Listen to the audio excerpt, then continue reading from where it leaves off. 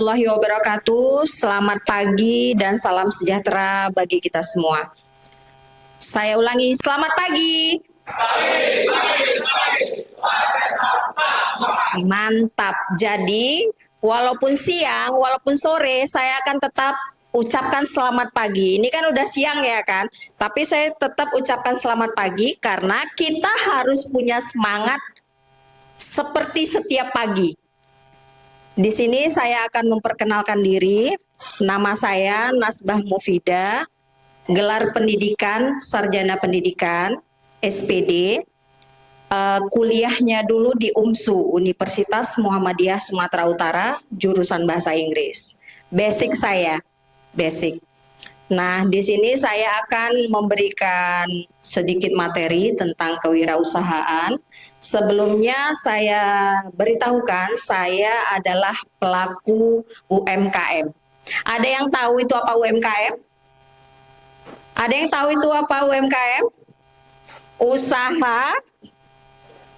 Usaha mikro, kecil, dan menengah. Jadi kebetulan di sini cowok semua ya, nggak ada cewek. Jadi saya satu-satunya cewek. Nah, jadi kalau ada cewek bisa mungkin lebih tahu di bidang UMKM, ya kan? Nah, di sini sebelumnya saya akan memperlihatkan sedikit profil tentang saya sebelum saya memberikan sedikit materi untuk adik-adik sekalian. Saya sebutnya adik-adik aja ya, karena saya rasa jarak usia kita masih agak beda-beda tipis kayaknya ya. Kayaknya. Nah, ini boleh kita lihat profil UMKM saya nanti sambil saya jelaskan. Nama tempat usaha saya Rumah Kreatif Mak Saida. Jadi saya pendirinya. Saya pendiri dari Rumah Kreatif Mak Saida. Kreatif Mak Saida terbentuk pada Januari 2020 yang beralamat di Dusun 5, Desa Payarengas, Kecamatan Hinai, Kabupaten Langkat. Nama pemilik rumah kreatif tersebut saya, Nasbah Mufidah. Rumah kreatif ini menyediakan produk seperti sabun cair, pengkilat bodi motor, dan lain-lain. Rumah kreatif ini sudah menjalin banyak kerjasama dari beberapa mitra dan juga sudah mendapat kepercayaan oleh konsumen. Adapun tujuan pembentukan rumah kreatif adalah untuk membuka lapangan pekerjaan bagi ibu-ibu yang tidak mempunyai pekerjaan tetap.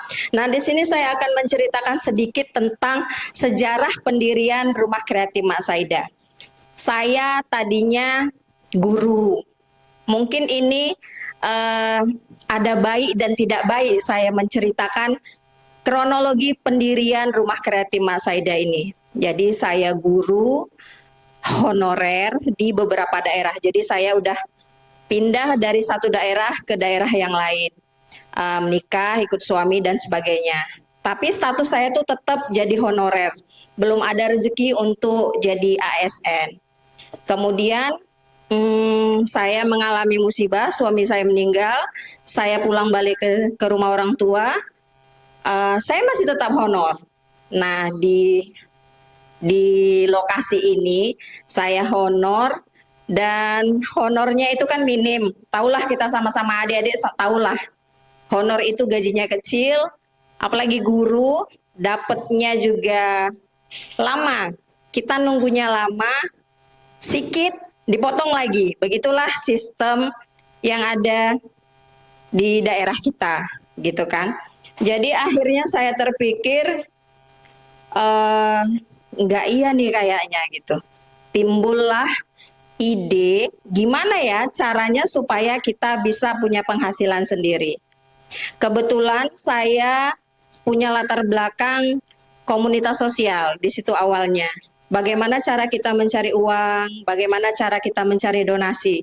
Jadi di situ saya berpikir gimana ya kalau saya buat usaha. Wajib buah, ada wajib panggang, dan ada keripik-keripik yang seperti biasa.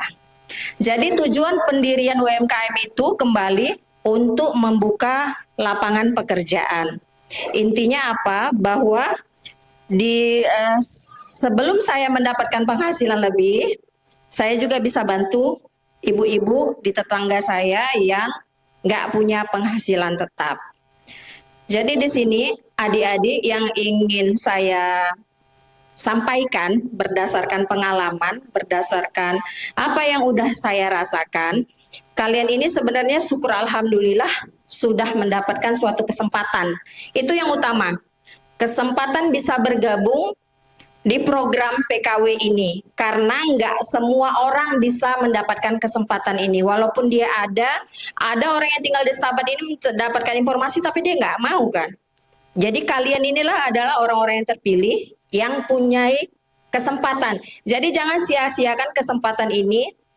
Raihlah ilmunya, semua harus didapatkan dengan semangat, karena untuk menjadi seorang pengusaha, kita ini udah cerita pengusaha ya, Dek. Karena kalian yang keluar dari program PKW ini nanti harus sudah siap untuk menjadi pengusaha.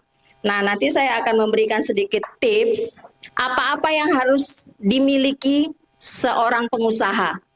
Yang pertama itu nanti ada jiwa kepemimpin. Nah, sebelum ke situ kita lihat lagi slide saya. Oh, oke, stop situ aja. Stop ya, udah. Nah, jadi ini akan saya ceritakan sedikit tentang UMKM ini. Usaha kecil menengah, usaha mikro, kecil dan menengah. Jadi kalau untuk tahap-tahap kayak kita ini, kita masih usaha mikro. Kayak saya pun masih mikro. Karena penghasilan yang dari 500 juta ke bawah itu dia masih mikro dan kita nggak dikenakan pajak. Nah, UMKM ini ada undang-undangnya. Jadi pemerintah itu melindungi kita, para pelaku UMKM, dan kita situ udah legal. Ibaratnya kita ketika kita mendaftarkan diri bergabung di binaan pemerintah, otomatis kita dilindungi, diberikan bantuan dan sebagainya. Jadi setelah kalian mengikuti program PKW ini, saya berharap karena ini modal dasar untuk menjadi pelaku usaha. Nah, kalau buka bengkel itu kan pelaku usaha kan? Untuk buka doorsmir yang paling kecil aja doorsmir itu udah namanya pelaku usaha.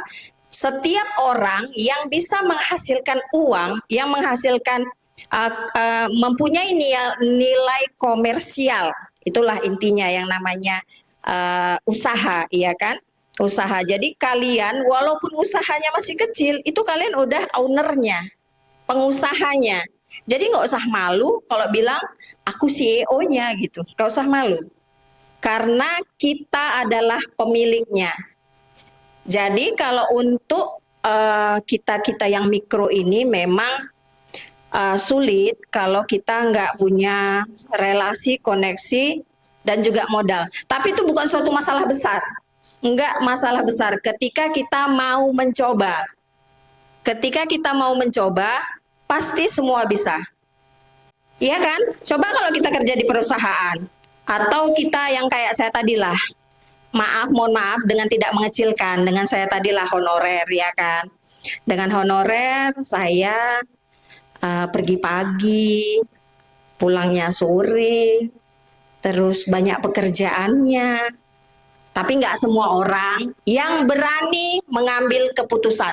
Jadi salah satunya yang harus kalian punya itu adalah berani ngambil keputusan. Tapi setelah berpikir dulu, kita persiapkan. Kita ngambil keputusan, tapi kita sudah siapkan dulu apa langkah-langkah kita. Jangan pula kita, aku mau kayak gini nih, aku mau berhenti kerja, tapi nggak ada persiapan, nggak bisa. Jadi seperti kalian ini nanti harus berani ngambil resiko, berani ngambil keputusan. Contohnya nanti kalian calon pelaku usaha sudah menentukan tempat lokasi strategis misalnya. Kalau nggak strategis juga nggak apa-apa. Yang penting kita usaha dulu, buka dulu. Itu yang penting. Modal utamanya itu keberanian. Dan itu semua harus kalian punya. Kalau mau sukses dan kaya raya. Itu yang harus punya. Nah, pengertian kaya raya itu banyak sebenarnya. Tapi kita harus berafirmasi positif. Karena gini, kaya raya itu kan yang kayak mana gitu, punya mobil mewah, punya ini, punya itu gitu kan. Kalau yang namanya kaya raya, kita harus punya afirmasi positif karena kita nggak tahu hidup kita ke depan gimana. Jangan sepele hanya doorsmear. Alah, doorsmear aja kok dicatat-catat sih. Jangan. Persiapkan diri untuk menjadi besar. Itu awal. Kalau adik-adik sekalian sudah bisa memanage keuangan, memanage pembukuan, mudah-mudahan. Tapi jangan pula satu hari dicatat besoknya, enggak. Ah, sibuk ya kan main game. Sementara nunggu nanti ada pasien yang datang, main game. Ya kan? Nanti belum lagi ceweknya yang video call, belum lagi berantem sama ceweknya. Banyaklah drama-drama yang pasti kalian alami gitu kan. Pasti. Tapi itu harus tetap juga konsisten. Isi buku pendapatan, uang keluar, semua isi. Terus buat juga catatan kaki. Saya sendiri juga gitu, buat sabun dulu cuma satu paket. Satu paket itu cuma dapat 40 botol. Itu pun jualnya ya Allah sulit amat sangat. Tetangga sendiri aja nggak mau beli. Nggak mau beli tetangga. Cuma kita yakin, ini kan kebutuhan setiap rumah, dia nggak mau beli, kita coba sama orang lain. Parah loh dek, sakit kita, sakit hati, tetangga sendiri nggak mau beli. Karena dia bilang, kalau sabun saya kan 10.000, kalau Sunlight kan di kedai kan 2.000 bisa dapat. Ya kan? Jadi persaingan kita itu memang berat. Begitu juga dengan kalian nanti, persaingan itu berat. Tapi jangan khawatir, ketika kita betul-betul berusaha, dan satu lagi, jangan lupa berdoa menurut agama dan kepercayaan masing-masing. Karena Tuhan itu pasti kasih rezeki sama kita. Apalagi kita yang dekat sama dia. Begitulah maknanya. Jadi kita tetap usaha, tetap yakin, insya Allah bisa. Nah, cerita saya, sabun yang orang nggak mau, tapi kita tetap usaha, disitulah diperlukan jiwa-jiwa pemimpin, seorang pengusaha, jiwa-jiwa mental yang kuat. Kayak mana ya cara mempromosikannya? 2 tahun kemudian muncullah 2 tahun apa 3 tahun gitulah. Tapi saya sudah merintis usaha. Muncullah program pemerintah untuk guru yang namanya waktu itu ada K2, K3 gitu. Nah, sekarang P3K yang mereka diangkat menjadi ASN. Gimana menurut kalian perasaan saya? Yang saya honorer udah belasan tahun, kemudian saya berhenti, kawan saya udah jadi PNS. Menurut kalian kayak mana perasaan saya? Kecewa. Ya, itu betul. Awalnya kecewa. Gini dalam hati, ya Allah ya Tuhan, gitu kan. Tapi kembali lagi, kita harus segera bangkit, jangan larut dalam kesedihan. Nggak bisa, kita harus berdamai dengan diri kita sendiri. Kita harus berdamai dengan diri kita sendiri. Iya, pertama kita harus bilang itu nggak rezeki. Kemudian kita harus bandingkan penghasilan kita sama gaji PNS. Kita yang harus membangkitkan semangat kita lagi. Kalian harus berpikir untuk besar. Mimpi besar, jangan takut. Persiapkan diri untuk besar, mimpi besar, tapi dikerjakan. Jangan cuma tidur aja mimpi gitu. Jadi itu omong kosong kalau nggak dibuat. Jadi tadi mungkin kalian ingat ya beberapa tadi konsep-konsep mental yang harus dimiliki seorang pengusaha. Sebelum saya akhiri, saya doakan semoga kalian semua sukses, kaya raya, menjadi pengusaha kaya raya. Amin ke depannya. Amin, amin ya rabbal alamin. Saya akhiri, wabillahi taufiq wal hidayah. Assalamualaikum warahmatullahi wabarakatuh.